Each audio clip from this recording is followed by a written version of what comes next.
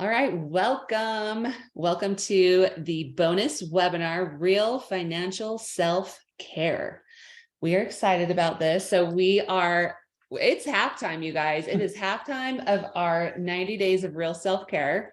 And that's exciting. Like, you are still with us, or some of you know what, you can still invite friends. I just put in new people who had signed up. I don't do it every day, but I do it like once a week. I just put them in today, and your friends and family, they can join at halftime. That's okay with us. Whenever somebody wants to join, we are happy to have them. And what do you do at halftime? It's all about money, right? Like the Super Bowl was just this last Sunday, and who watches the Super Bowl? They just watch it for the commercials, right? And everybody's like, how much did they spend on the commercials, right? True. So we thought that a huge part of self-care and a huge part of having optimal health in your life is really caring about your financial stability, because they always say that money doesn't buy happiness, but the lack of money or the misuse of money causes a lot of unhappiness. I right? found that in my life. Yeah, to be huge. true. I mean, it just statistically, like number one cause of divorce, number one of cause of relational conflict, number one cause of stress in US adults. So huge, huge, huge part of our having optimal health. Absolutely. Okay, so would it surprise you to know that your current money mindset is creating your financial reality? Okay, just think about it. Whatever's happening right now financially for you, it started with a mindset, which led to actions, which led to your results. So if you, no matter what it is, good, bad, ugly, anywhere in between, no matter if you're happy with it or sad with it or anything like that, it started with your mindset. And if you ever want to know what your mindset is, just look at your reality. True. Just look at your behaviors and look at the results. Because Alex Trebek, the great host of Jeopardy for all those years, he said, don't tell me what you believe. I will observe your behavior for myself and decide what you believe and determine what you believe. So sometimes it's hard to really be honest with ourselves, but if we're really being honest with ourselves, we'll just look at our results and recognize that we might have some mindsets that we might consider shifting so that we get different results. So true. And this is not just true with your finances, okay? Think about with your health, with the status of your, healthy body right now.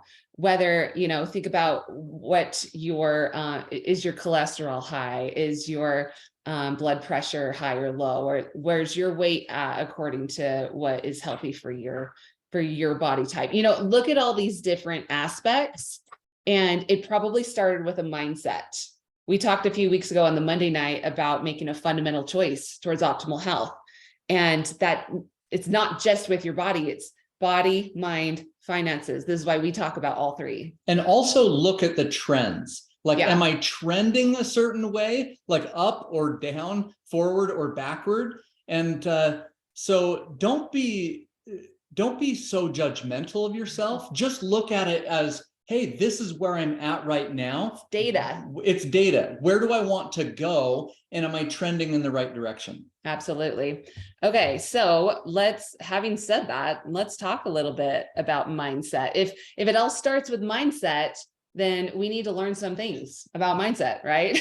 And then we're going to talk about actions after that. And then we're going to give you some ideas too on how you can change your trajectory.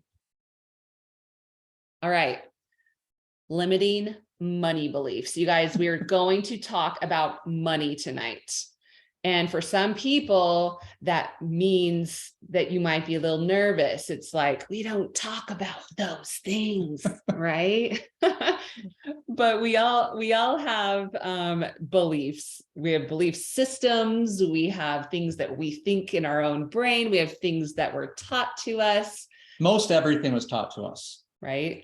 I mean, whether it's a conscious teaching that we received or an unconscious teaching, just watching our parents and grandparents, the communities, the environments that we were raised in. Right. And sometimes we're not even aware of the beliefs that we hold. Some beliefs were like, yes, this is what I believe, and you rattle them off. And others are like underground beliefs, like things that you actually didn't really think about until someone said it out loud or asked you a question. And we call this your MFTP programming. Have you guys heard that before? You know, you're like, your little brain is like a little machine that someone programmed since you were just a little computer at birth. And the MFTP program is— You can tell that she's a programmer. I know, right? I am kind of a nerd. Mother, father, teacher, preacher. That is your MFTP programming. And we all get it because welcome to planet Earth, right? So I'm gonna read off some of these. And if any of these like ping you a little, like, oh, like I was either taught that, or I kind of believe that on some level, or that resonated with me, but I'm kind of afraid to admit it. Okay, so money does not grow on trees. I think I heard that one. Oh, I heard Growing it up. probably every day. Oh, how about this one? Money is the root of all evil. Okay, that one sounds familiar.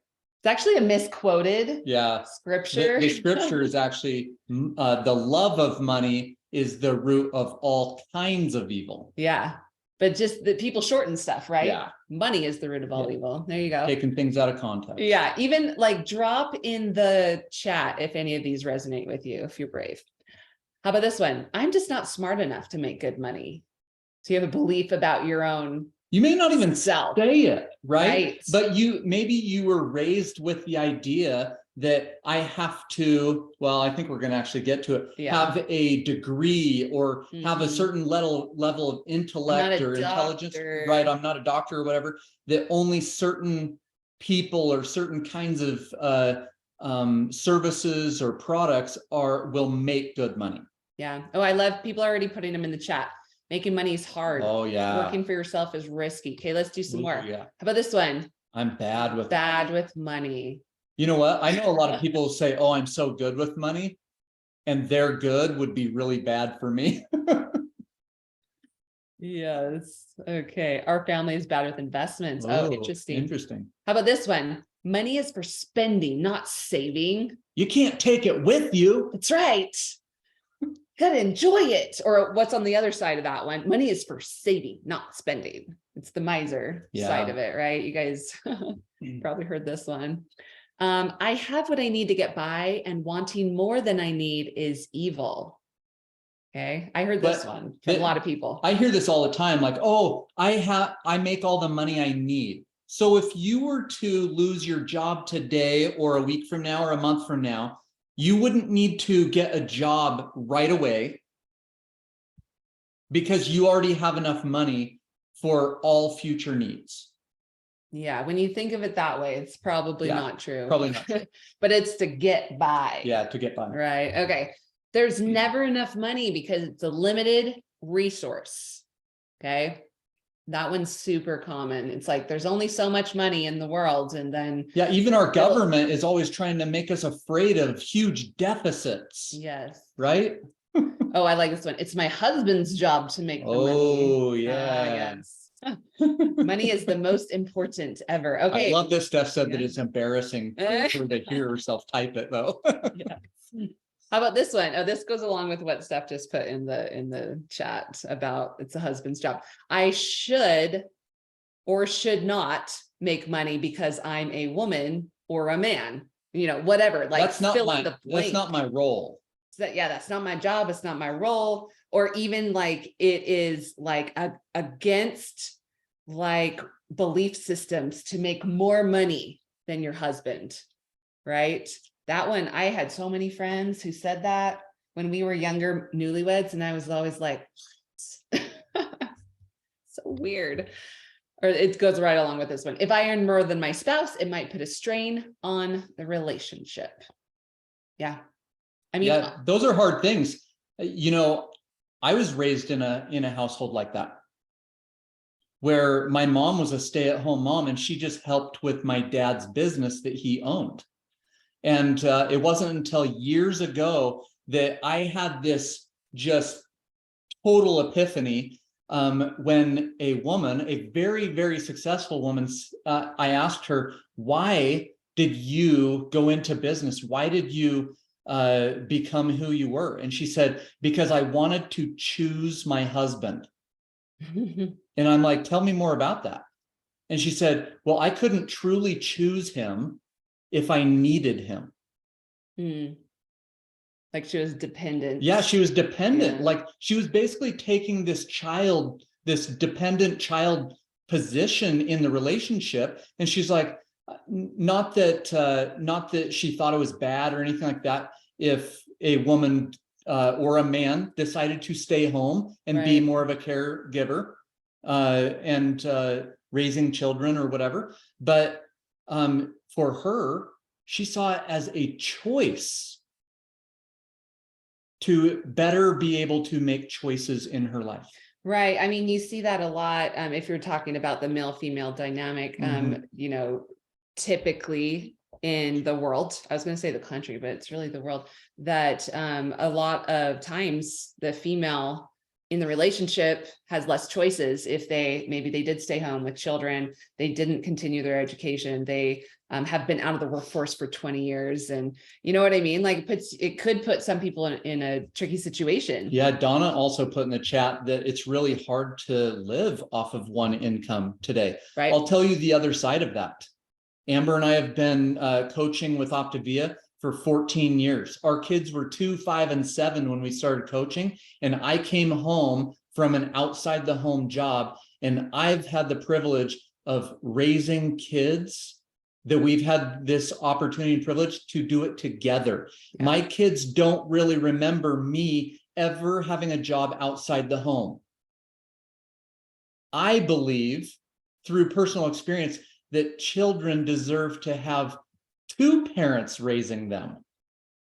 To have lots of people who love them raising them. Yeah, to have a relationship with multiple parents, multiple caregivers, multiple guardians, or whatever your family looks like. The more loving adults in children's lives, the better it is for them. Absolutely. So, okay, we're all about providing people with opportunity and choices. I mean, that's no secret here, you guys. And here's the thing. It's not that these are wrong or right.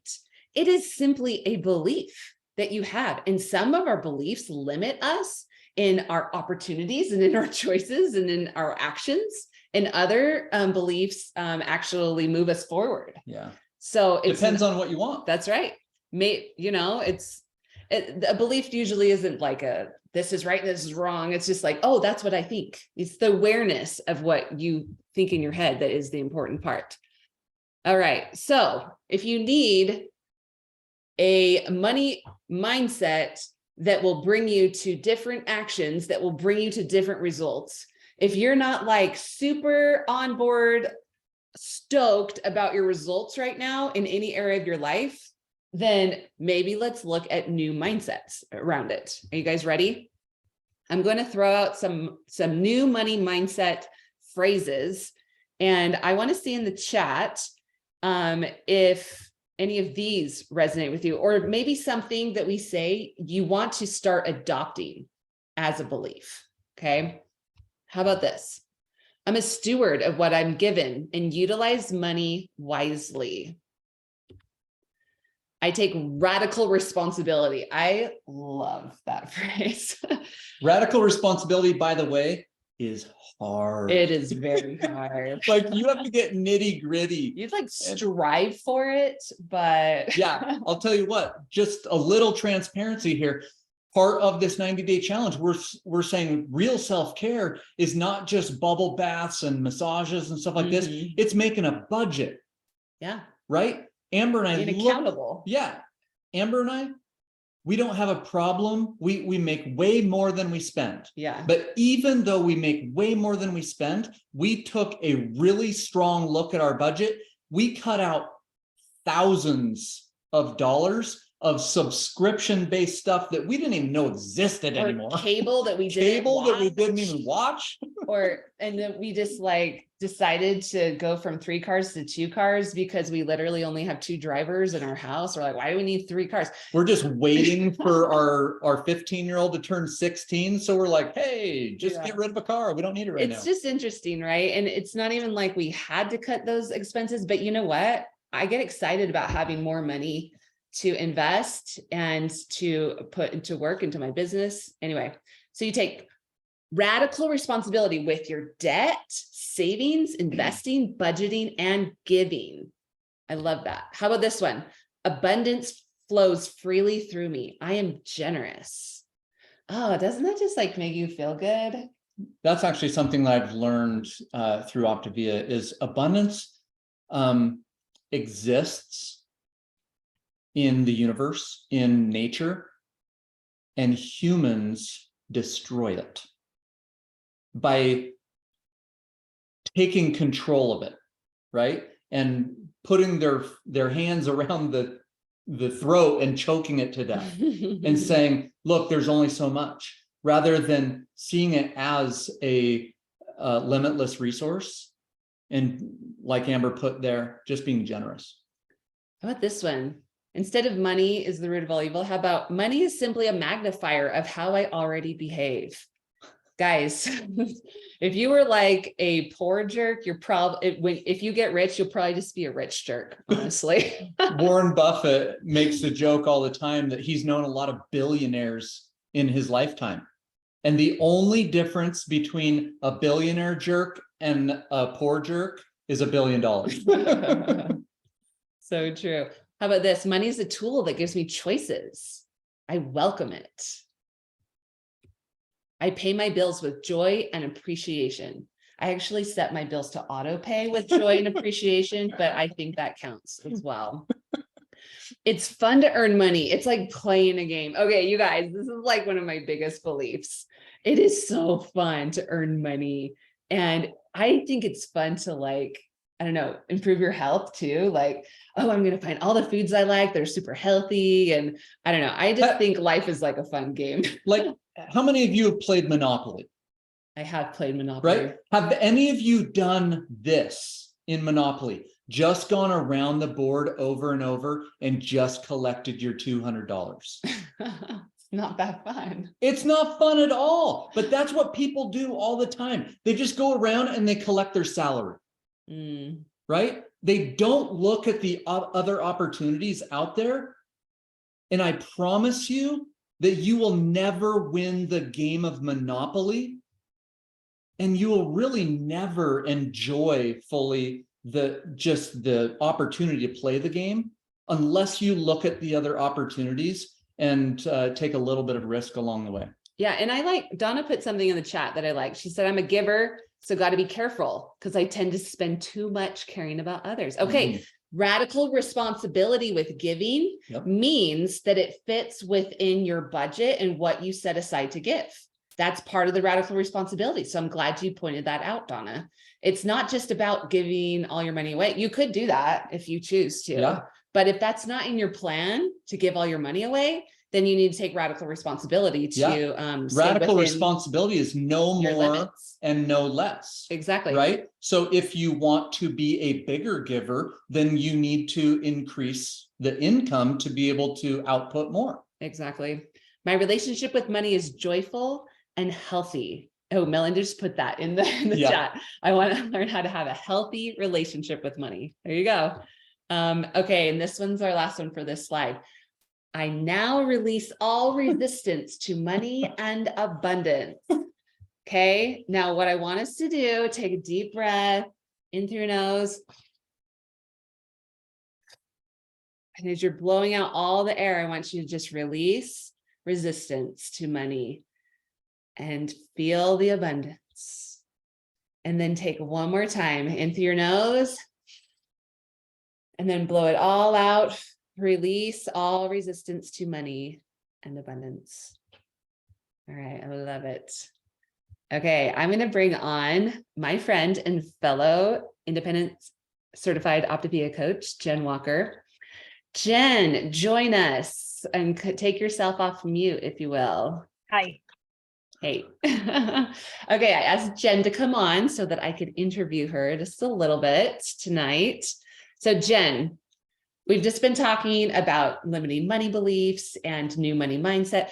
I'm curious, what has been your experience in the past, like with seeing some of your limiting money beliefs? Yeah, I love this question. We surround ourselves with people, and a lot of times that influences our beliefs. So, growing up, I actually had a really positive money introduction. So, I feel the programming from my dad that you were talking about earlier at a young age to learn from entrepreneurial books as a family. So, that was awesome. We also were taught to save our money, invest, hard work, duplication, and to create wealth. And that all set me up for success, which is great. And then life kind of comes along. My husband didn't necessarily come from the same background that I did. And it's interesting how he initially thought differently about money. He would often say, we don't have enough, or we can't afford to be able to do XYZ. And it was just it was interesting to listen to the way he would speak. And so it's kind of cool. Over the years, he's shifted and he now teaches financial literacy. So we had an influence on him in that department. My family did. And I was speaking to my sister, who is a coach, her name's Julia, this morning. And I was like, Julia, I don't really know if I have any limiting beliefs about money, but I definitely have some unawareness. And my sister said something that just blew my mind, because she said, limiting beliefs are there because we are not conscious of it. And that was like right up my whole story, because that's kind of like what Optavia has brought into my life.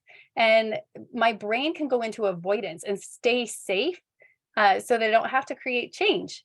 And it's uncomfortable. So kind of like before this health challenge, I rarely checked my bank account totals.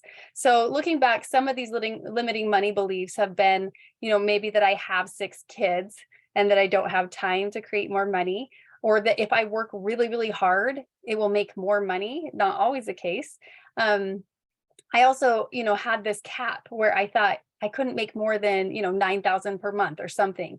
And if I work harder, that it would just, magic would maybe happen for me. So those were some of my limiting beliefs. I love that, Jen. And, I love what you said, like, if I was aware of it, it probably isn't so much of a limiting belief. Like, that awareness is so key to be able to move past any limiting belief, is what I've found. So, okay, before coaching, because I know you've been coaching for a while now, give us an insight of kind of what things look like financially for you. Yeah. So I remember being on government assistance as a young mom of 4 and feeling like I didn't have enough. My husband was going to school. I felt like I didn't have enough for groceries, extracurricular sports for my children, which was important to me, or even getting a babysitter. Like, who can relate to not having enough? I think we all have been there mostly. So I found ways to be frugal, but at that point, it wasn't out of desperation. I knew that living in a small budget was good for me, and it was okay. I was okay with having less because I had that bigger picture.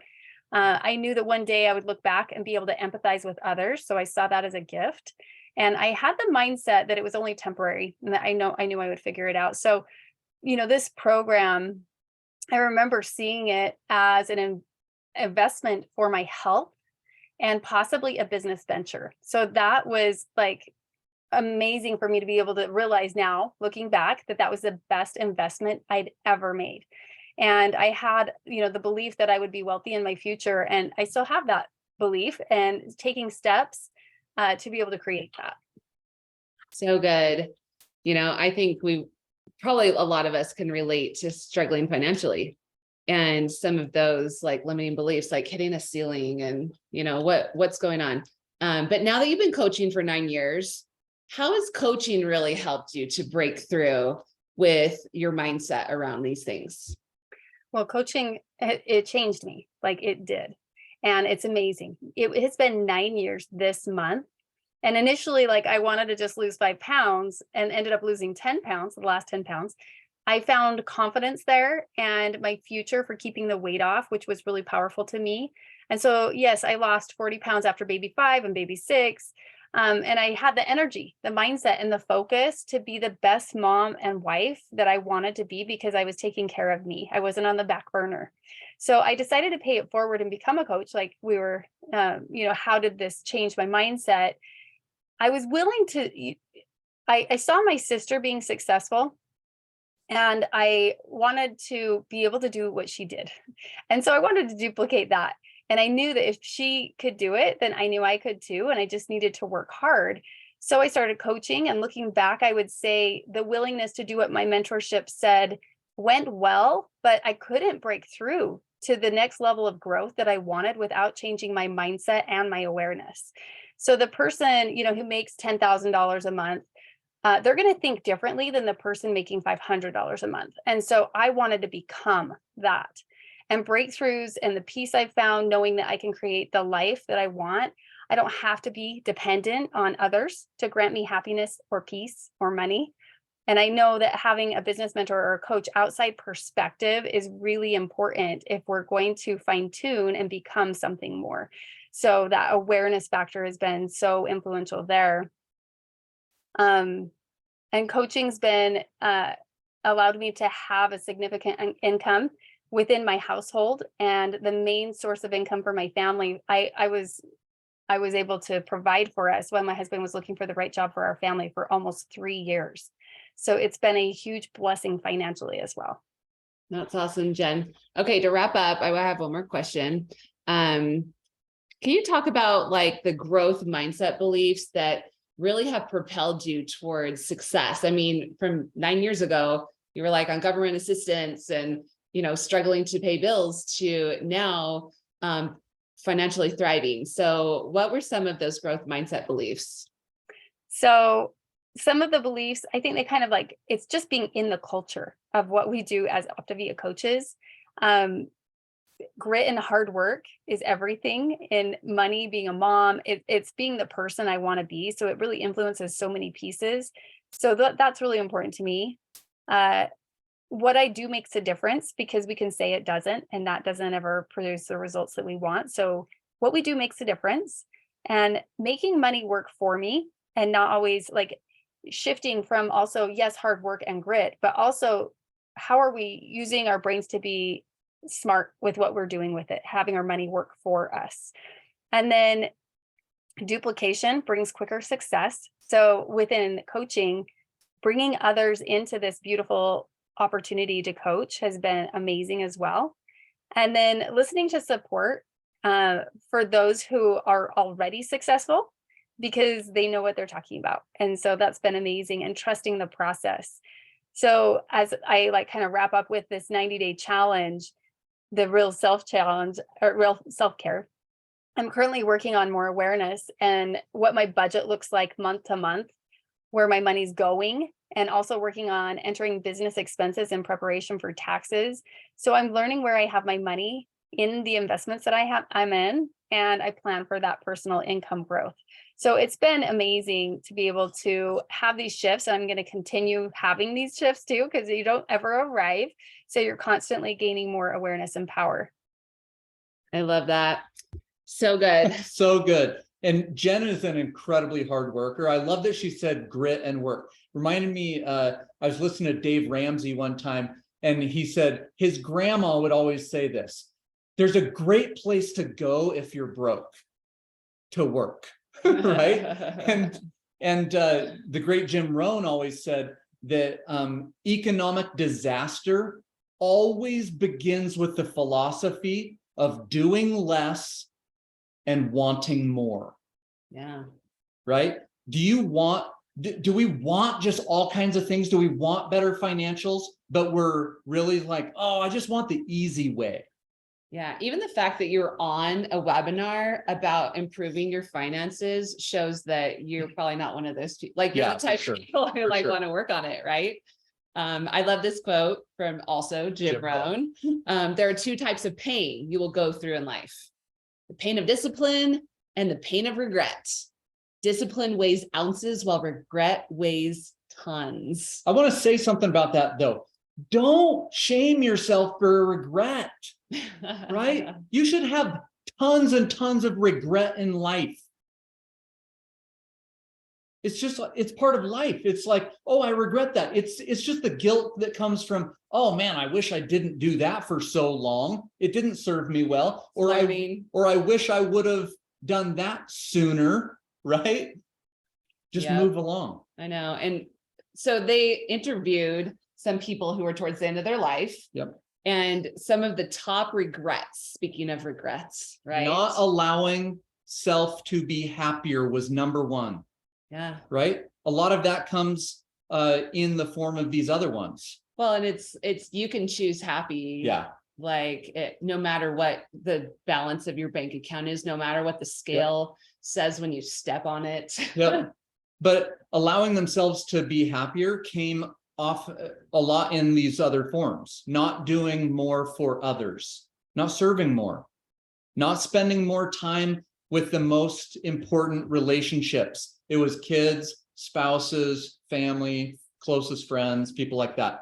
Yeah, not focusing on your health. So yeah, poor physical shape, but also the mental, emotional, like holding on to grudges, not expressing feelings and emotions, or financial health, didn't save money or didn't develop disciplined spending, which is kind of what we're talking about, right?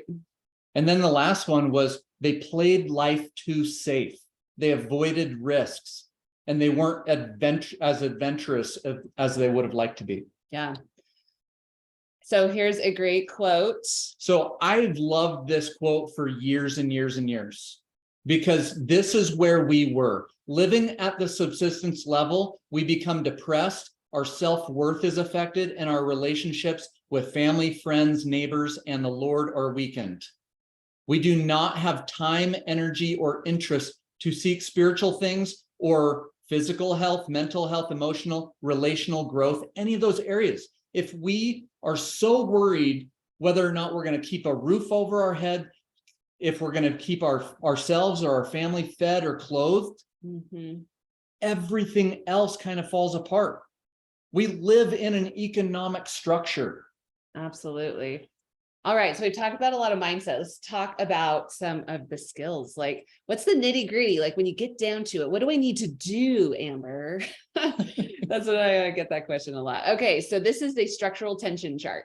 And you can you can ask your coach. It's a GPS. Yeah. Basically, first we start with what we want. What do you want? You got to focus on what you want, right? What's your goal? What's your vision of what you want to create? So this is an example. Let's say you want to wipe out your debt and you want to be at the point where you're saving $1,000 a month. Okay. Because that's like first step, get rid of debt. Second step, have savings. Third step, then you do investing, stuff like that. Right. So this person is ready to go there, but current reality at the bottom is maybe they're making $7,000 a month, but they have $8,000 a month in bills, which is racking up $1,000 of debt per month. Right. So that would be, this is just a fake example. Okay? So just the financial numbers here, they've either got to eliminate $2,000 worth of bills, or they've got to increase their income $2,000 to have that $1,000 a month of savings. Yeah. And that's what we're going to talk about right now is the action steps. And this is the important part, is to put a date on your action steps. Like, I'm going to do this and I'm going to do it by this date. So for example, making a budget would be one of the action steps for this person. And you could say, I want to make a budget by the 22nd. That's like 7 next days. week. Yeah. 7 days from now. And then by the end of the month, I'm going to have plans where I can cut spending. Jared and we did this like at the beginning of the challenge. And it was really fun just because I think stuff like this is fun. I think spreadsheets are fun. So this could come from like lifestyle, like, I get your nails done. I will admit right now, I get my nails done. Okay. I'm not saying getting your nails done is bad. That's not one of the things she decided to cut. I didn't cut that. I liked it too much and I can't afford it, but you kind of see like, what lifestyle things could I cut out? Maybe subscriptions, streaming services, cable. I had to convince this guy to cancel cable. He liked his ESPN, that's for sure. I'd watch like one game a week or something like that. And I'm like, oh, I can find some app that has it. Definitely not worth what It we were wasn't worth it. spending. Or it might be things like nails or going out to eat too much, just lifestyle things, right? Sometimes you got to make more money, right? Maybe you got to put a plan into place to make more money. Like Jared said, you either got to cut spending or make more money. So maybe this would be like furthering your education. Maybe you're a teacher, and if you get a master's degree, you make more money that year, right? So you make a plan. This isn't necessarily going back to school. This is finding mentorship. This is taking an extra course, getting an extra certification, something Yeah. like that. There's lots of different Starting ways. starting a business, a side hustle. Yep, exactly. And so you have to look at the cash flow quadrant. If you are in the upper left, if you're an employee, then the amount of active work you do determines your income. Time for money. You're trading time for money if you're an employee. And that's great. I've been an employee. I'm sure a lot of you on this webinar are or have been an employee at some point, right? Or self-employed. Yep. Now you're just in charge of everybody. Yeah, it's still trading time for money. But at least you get to set your own schedule. Yeah. I don't know. More flexibility. Exactly. Or upper right, business owner, where if you have employees or you have people on your team, then you're making money while you're not necessarily working always. You still work in all these areas. Yeah, so usually. the left two quadrants, you're just going around the Monopoly board and collecting $200 every time you pass go. Exactly. Or the investor, where the more money that you have to put into it becomes more money, right? But it's not based on your active work typically, but in that quadrant, you have to have money to make money, Yep. right? That's where that is true. So there's a lot of different ways to make money. And for me, I definitely wanted to create passive income. I wanted to make money while I sleep and while I'm on vacation and while I am at my kids' volleyball games. That was what my dream was. And I also wanted to put in personal work because I'm a hard worker. I'm willing to work. Oh, I have a poll right now. This is fun. I'm going to wake you guys up. Wake you up with a poll. Okay. See some closed eyes. Maybe you're just meditating. Okay. So what interests you out of these? Select all that apply. Health accountability. If you could do something that increased your chances of staying healthy long-term, would that interest you? More community. How about impact on others? If you could serve others and make more money, that would be great. Or are you just interested in having more money? That would help your budget. All right, so I'm going to share the results. Okay, 60% of you are like, yes, that would be great if I had health accountability, all of the above, Donna says. 60% say yes on community, 80% both impact and income. Okay, I love it. And I wanted to remind you of our mantra. I now release all resistance to money and abundance. I have another slide on there just to remind you. And I think we kind of already went over our story a little bit, but we've been coaching for 14 years now. And we literally went from bankrupt to financially thriving. If you don't know what the word literally means, it really happened. We were at a retreat last weekend and I actually showed the copy of our bankruptcy papers. Yes, it's a hard place to be in and very stressful. And we were just stressed out of our minds. We had no money to our names. We had negative money to our names before the bankruptcy went through. But we had our identities stolen, and our perpetrators racked up, hundreds of thousands of dollars of debt in our name. And we decided to not press charges and take them to court and things like that because they were family. And so instead we decided to take the hit of the bankruptcy. And it was a hard decision. And it kind of, messed up our lives for a decade. But here's the thing is now we can sit in appreciation of what we learned from that and how things developed from that. We were able to save a whole bunch of money because we couldn't buy a fancy house, because we couldn't get a credit card, because you know what I mean? Like it actually really gave us this opportunity to have some shackles on that taught us a lot of lessons, I would say. Yeah, and this picture at the top of us, this was just shortly before we started coaching. And if you look at the stress on Amber and my face and our oldest son, I've looked at that picture thousands and thousands of times. Our little guy, Trent, the blonde on the right, he was too young to understand, but Braxton felt it. He didn't understand what was going on, but we were more stressed in our home. We weren't as nice to each other. We weren't as patient. We weren't as present. I'm glad that we were able to shift that so early on in their lives to where they were able to grow up in a healthier environment, where their mom and dad weren't constantly stressed, where we got to actually be and become who we wanted to be. Absolutely. So if you are looking to start a business, I have an idea for you. Like, honestly, there are a lot of different things you can do out there, but I highly recommend coaching, because here's the world expects people, in order to be successful in business, they're like, you got to have advanced college degrees, you got to have logistics management skills, mastering marketing skills, super sales skills. They think you got to be like this perfect business person, right? But the truth of the matter is, if you have a business that is turnkey, you don't need a lot of that. But here, just side note, hobbies of high performers. So this was a study done of millionaires and billionaires. And they said, and there was about 12 things, but they kind of came down in, and we put together a top 5. And they're like, everybody should have hobbies that fit into all of these areas. You should have a hobby that makes you money. You should have a hobby that keeps you in shape. You should have a hobby that increases your knowledge consistently. You should have a hobby that evolves your mindset.